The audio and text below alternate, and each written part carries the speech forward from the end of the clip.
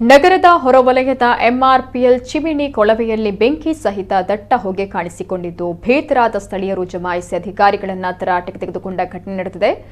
ಜೋಕಟ್ಟೆ ಭಾಗದಲ್ಲಿರುವ MRPLನ ಚಿಮಿನಿ ಕೊಳವೆಯಲ್ಲಿ ಬೆಂಕಿ ಉಗುಳ್ತಾ ದಟ್ಟ ಹೊಗೆ ಕಾಣಿಸಿಕೊಂಡಿದೆ. ಈ ಸಂದರ್ಭ ಭೀತರಾದ ಸ್ಥಳೀಯರು ಕಳವಾರು ಪರಿಸರದಲ್ಲಿ ಸಾಗ್ತಾ ಇದ್ದ MRPL ಅಧಿಕಾರಿಗಳನ್ನು ತಡೆದು ನಿಲ್ಲಿಸಿ ರಸ್ತೆಯಲ್ಲಿ ತರಾಟೆಗೆ ತೆಗೆದುಕೊಂಡಿದ್ದಾರೆ. ರಾತ್ರಿ ಹೊತ್ತು ವಾರಕ್ಕೆ 2 ಬಾರಿಯಂತೆ ಈ ರೀತಿಯಲ್ಲಿ ಹೊಗೆ ಬಿಟ್ಟಲ್ಲಿ ಇಲ್ಲಿನ ಜನತೆ ಬದುಕೋದಾದ್ರೂ ಹೇಗೆ ಅಂತ ಸ್ಥಳೀಯರು ಆಕ್ರೋಶ ವ್ಯಕ್ತಪಡಿಸಿದ್ದಾರೆ.